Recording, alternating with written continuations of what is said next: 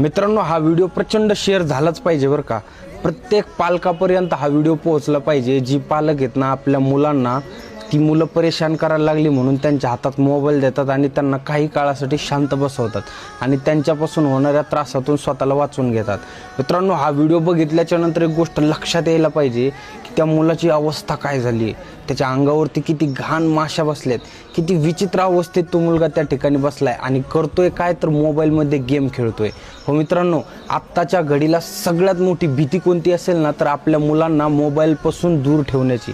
कारण मुलांना मोबाईल बघितला ना तर काहीच सुचत नाही, ना भूक ना तहान ना काहीच कळत नाही, त्यांना फक्त मोबाईल हवा असतो आणि त्यांची अवस्था ही अशी भयंकर झालेली दिसते। याला कारणीभूत फक्त आणि फक्त त्या मुलाचे पालक असू शकतात। कारण ज्यांनी त्या मुलाने परेशान करायला लागलं की हातात मोबाईल देऊन त्याला गप्प बसवायचं काम केलं, म्हणूनच या गोष्टी घडतात। तुम्ही देखील तुमच्या मुलांसोबत अशा पद्धतीने वागताय का? वागत असाल तर अजिबात वागू नका, कारण उद्याच्याला या मुलाच्या जागेवर तुमचा मुलगा देखील असू शकतो।